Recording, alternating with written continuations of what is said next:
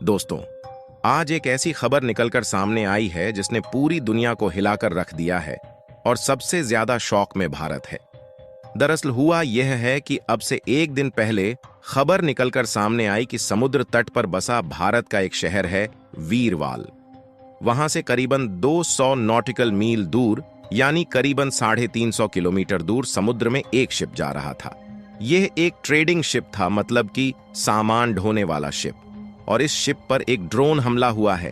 जी हां, भारत के इतनी ज्यादा करीब एक शिप पर ड्रोन हमला हुआ है और यह बहुत ही ज्यादा शॉकिंग खबर है। और इसीलिए जैसे ही यह खबर निकलकर सामने आई, भारत के जो कोस्ट गार्ड हैं उन्होंने मौका ए वारदात पर तुरंत अपने ICDS विक्रम शिप को रवाना कर दिया है। पूरी खबर क्या है इस वीडियो में हम आपको बताने वाले हैं। हालांकि इस शिप में मौजूद जो भारतीय थे वह सुरक्षित है, उसके लिए इस वीडियो को एक लाइक जरूर करें।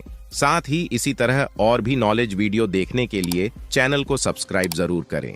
बताया जा रहा है कि जिस शिप पर हमला हुआ था उस पर हमले की वजह से आग लग गई थी और शिप का कंट्रोल सिस्टम शायद खराब हो गया था। इसीलिए वह एक जगह से दूसरी जगह जाने में सक्षम नहीं था। इसीलिए भारत ने तुरंत मौका ए वारदात की तरफ अपना एक बहुत ही शक्तिशाली पोत विक्रम को तत्काल रवाना किया है, क्योंकि इस पोत के अंदर ऐसी सुविधा उपलब्ध है जो आग बुझाने में सक्षम है। इसके अलावा जो उस शिप पर मौजूद तमाम लोग थे, यानी जो क्रू मेंबर थे, उन्हें भी रेस्क्यू किया जा सके।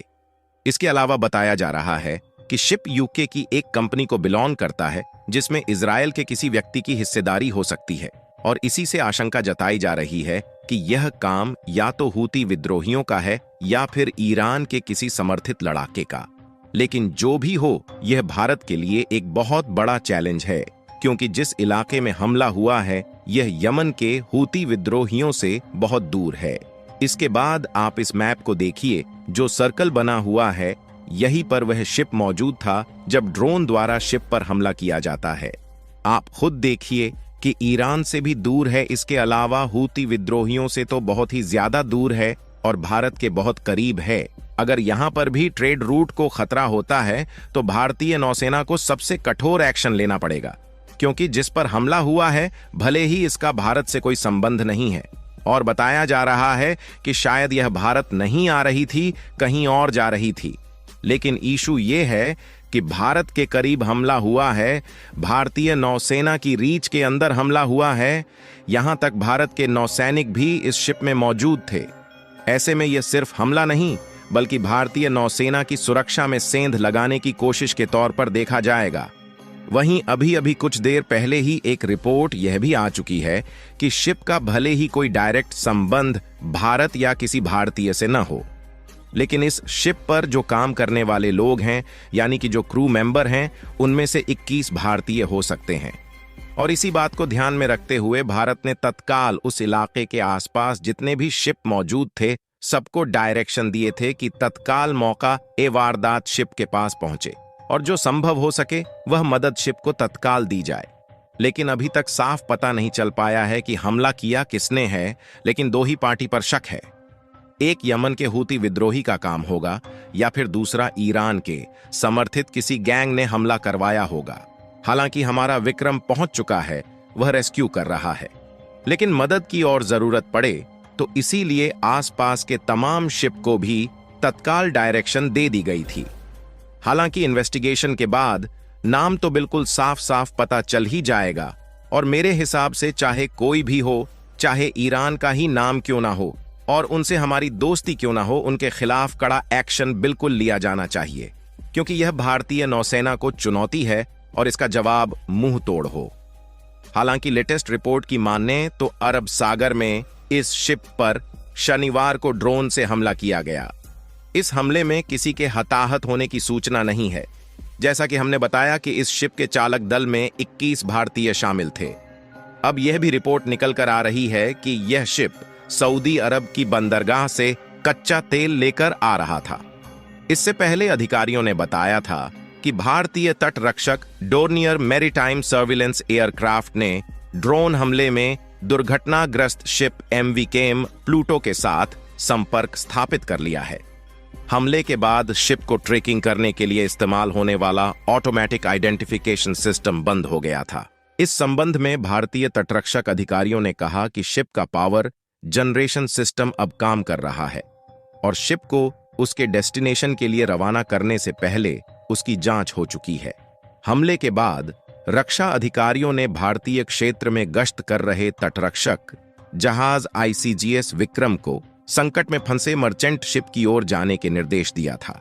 रक्षा अधिकारियों ने बताया कि भारतीय नौसेना और भारतीय तटरक्षक के जहाज अरब सागर में फंसे मर्चेंट MV केम प्लूटो की ओर बढ़ रहे हैं।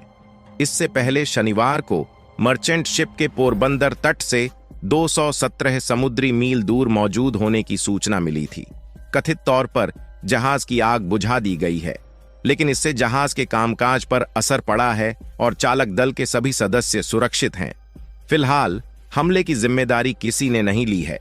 एक अमेरिकी अधिकारी ने कहा कि पिछले महीने हिंद महासागर में ईरान के इस्लामिक रेवोल्यूशनरी गार्ड ने एक संदिग्ध ड्रोन हमले में एक इजरायली मालवाहक को निशाना बनाया था। इजराइल हमास युद्ध के बाद ईरान समर्थित हूथी के लाल सागर में ड्रोन और मिसाइल हमले भी बढ़ गए हैं। दरअसल हूथी ने हमास का समर्थन किया है, जिसके कारण वे इजराइल से जुड़े शिपिंग को निशाना बनाना जारी रखेंगे। और अब अमेरिका के पेंटागन ने एक ऐसा बयान दिया है जिससे चारों ओर हड़कंप मचा हुआ है। पेंटागन के मुताबिक यह हमला ईरान की ओर से किया गया था। अभी तक लाल सागर में सिर्फ हूतियों की ओर से जहाजों को निशाना बनाया जा रहा था, लेकिन अब इस हमले ने लाल सागर से अलग वाणिज्यिक शिपिंग के लिए नए खतरे का संकेत दिया है। भारतीय तटरक्षक जहाज विक्रम शिप MV केम प्लूटो की सुरक्षा कर रहा है और उनके कल तक मुंबई पहुंचने की उम्मीद है। ICGS विक्रम कल शाम ही संकटग्रस्त जहाज पर पहुंच गया और इस समय भारतीय जल क्षेत्र में घूम रहा है। आपको बता दें कि जब तक मर्चेंट शिप अपने लक्ष्य तक नहीं पहुंच जाता, तब तक भारत के द्वारा भेजा गया विक्रम उसके आसपास घूमता रहेगा और चारों तरफ निगरानी करता रहेगा। और इन्वेस्टिगेशन की गई तो पता चला इस शिप में कच्चा तेल मौजूद था, जो कि भारत के मुंबई में ही लाया जा रहा था। इसीलिए भारत के द्वारा रेस्क्यू के लिए भेजा गया विक्रम पोत अभी भी इस ट्रेडिंग शिप के आसपास मौजूद है और इस शिप के आगे के मार्ग को निगरानी के साथ तय कराया जा रहा है। ड्रोन से शिप हमला होना भारत के नौसैनिकों को सीधे रूप से चेतावनी है और ऐसे में भारत को ईरान के विपक्ष कड़ा से कड़ा एक्शन लिया जाना चाहिए, क्योंकि इस ट्रेडिंग शिप में भारत के 21 क्रू मेंबर मौजूद थे।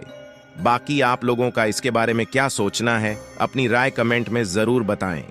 इस वीडियो को यहीं पर खत्म करते हैं। इस वीडियो को एक लाइक जरूर करें और अपने दोस्तों तक इस वीडियो को शेयर करें ताकि उन्हें भी जानकारी मिल सके। इसी तरह और भी नॉलेजेबल वीडियो देखने के लिए अपने भरोसेमंद चैनल को सब्सक्राइब करके बेल नोटिफिकेशन को ऑल पर जरूर रखें। वीडियो को अंत तक देखने के लिए धन्यवाद।